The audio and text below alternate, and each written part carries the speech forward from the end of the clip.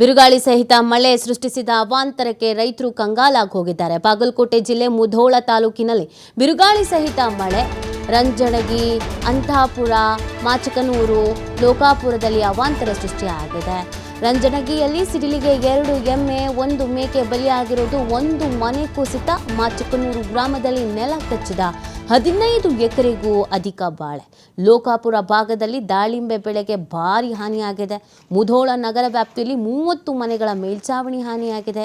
ಅಧಿಕಾರಿಗಳಿಂದ ಮಳೆಯಿಂದ ಹಾನಿಗೀಡಾದಂಥ ಪ್ರದೇಶಗಳ ಪರಿಶೀಲನೆಯನ್ನು ಕೂಡ ಮಾಡಲಾಗಿದೆ. ಅಧಿಕಾರಿಗಳು ಎಲ್ಲೆಲ್ಲಿ ಈ ಥರದೊಂದು ಪರಿಸ್ಥಿತಿ ನಿರ್ಮಾಣ ಆಗಿದೆಯೋ ಅಲ್ಲಿಗೆ ಖುದ್ದಾಗಿ ಭೇಟಿಯನ್ನು ಕೊಟ್ಟಿದ್ದಾರೆ. ಸ್ಥಳ ವೀಕ್ಷಣೆಯನ್ನು ಕೂಡ ಮಾಡಿದ್ದಾರೆ. ಇದೀಗ ಪರಿಹಾರ ಬೇಕು ಅಂತ ಕೇಳ್ಕೊಳ್ತಾ ಇದ್ದಾರೆ ರೈತರು.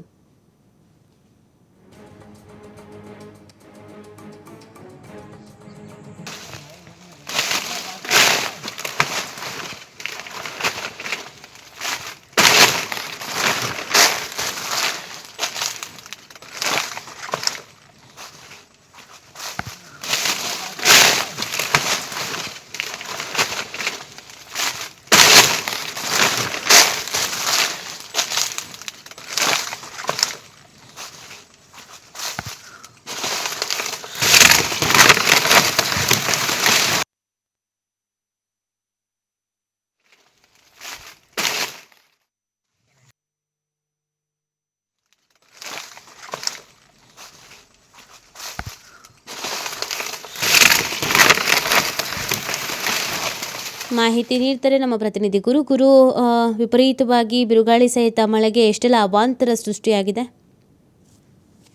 ದಿನಗಳಿಂದ ಸುರಿತಕ್ಕಂತ ಏನು ಬಿರುಗಾಳಿ ಸಹಿತ ಮಳೆಗೆ ಸಾಕಷ್ಟು ರೈತರು ಕಂಗಾಲಾಗಿರುವಂತದ್ದು. ಅದರಲ್ಲೂ ಪ್ರಮುಖವಾಗಿ ಬಾಳೆ ಮತ್ತು ಇನ್ನಿತರ ಬೆಳೆಗಳೇನಿದ್ದಾವೆ ಆ ಬೆಳೆಗಳು ಸಂಪೂರ್ಣವಾಗಿ ನೆಲಕಚ್ಚಿರುವಂತದ್ದು. ಅಂದ್ರೆ ಸರಿಸುಮಾರು ನೋಡ್ಬೋದು. ಯಾಕಂತಂದ್ರೆ 5 ಎಕರೆ ಬಾಳೆ ಬೆಳೆದಿರ್ತಕ್ಕಂತ ರೈತ ಬೀದಿಗೆ ಬೀಳುವಂತ ಪರಿಸ್ಥಿತಿ ನಿರ್ಮಾಣ ಆಗಿರುವಂತದ್ದು. ಸದ್ಯ ಈಗಾಗಲೇ ರೈತರು ಒಂದ್ ಕಡೆ ತೋಟಗಾರಿಕೆ ಇಲಾಖೆ ಮತ್ತು ಇಲ್ಲಿ ಕೃಷಿ ಜಂಟಿ ಇಲಾಖೆ ಅಧಿಕಾರಿಗಳನ್ನ ಭೇಟಿ ಮಾಡಬೇಕು. ಅಲ್ಲಿ ಸ್ಥಳ ಪರಿಶೀಲನೆ ಮಾಡಿ ನಮಗೆ ಸಿಗಬೇಕಾದ ಏನು ಮಳೆ ಅವಾಂತರಕ್ಕೆ ಸಾಕಷ್ಟು ಬೆಳೆ ಹಾನಿಯಾಗಿದೆ. ಯಾಕಂತಂದ್ರೆ ಬಂದಿರತಕ್ಕಂತ ಬೆಳೆಯನ್ನ ಕಟಾವಿಗೆ ಬಂದಿರತಕ್ಕಂತ ಸಂಪೂರ್ಣ ಬಾಳೆ ನೆಲಕಚ್ಚಿರುವಂತದ್ದು ಸದ್ಯ. ಮತ್ತು 2 ಎಮ್ಮೆಗಳು ಕೂಡ ಸಾವನ್ನಪ್ಪಿರುವಂತಹ ಘಟನೆ ಕೂಡ ಜರುಗಿರುವಂತದ್ದು. ಸರಿಸುಮಾರು ಲಕ್ಷಾಂತರ ಬೆಳೆ ಹಾನಿಯಾಗಿರುವಂತದ್ದು ನೀತಿ. ಯಾಕಂತಂದ್ರೆ ಏನು ಕೈಗೆ ಬಂದ ತುತ್ತು ಬಾಯಿಗೆ ಬರಲಿಲ್ಲ ಅನ್ನುವಂಥದ್ದು ಒಂದ್ ಕಡೆ ರೈತರು, ಒಂದ್ ಕಡೆ ಏನು ದಿನದಿಂದ ದಿನಕ್ಕೆ ಏನು ಇರ್ತಕ್ಕಂಥ ಬಡವರಿಗೆ ಸಿಗ್ಬೇಕಾದಂತ ಬೆಲೆ ಏರಿಕೆಯ ಒಂದು ಬಿಸಿ ಒಂದ್ ಕಡೆ ಆದ್ರೆ, ಇಲ್ಲಿ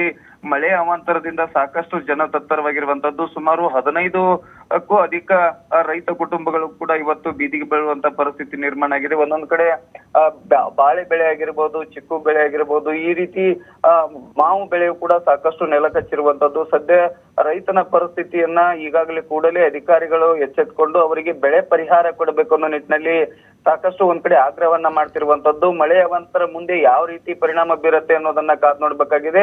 ಇಲ್ಲಿ ರೈತರಿಗೆ ಸಿಗಬೇಕಾದ ಏನು ಪರಿಹಾರ ಇದೆ ಅದನ್ನ ಕೂಡಲೇ ಸರ್ಕಾರ ಅದನ್ನ ಅವರಿಗೆ ಘೋಷಣೆ ಮಾಡ್ಬೇಕು ಅನ್ನೋ ನಿಟ್ಟಿನಲ್ಲಿ ರೈತರು ಒಂದ್ ಕಡೆ ಏನು ಸರ್ಕಾರಕ್ಕೆ ಒಂದ್ ಕಡೆ ಮನವಿ ಮಾಡ್ತಿರುವಂತದ್ದು ನೀತಿ. ಓಕೆ, ಥ್ಯಾಂಕ್ ಯು ಗುರು ತಮ್ಮೆಲ್ಲ ಡೀಟೇಲ್ಸ್ಗೆ.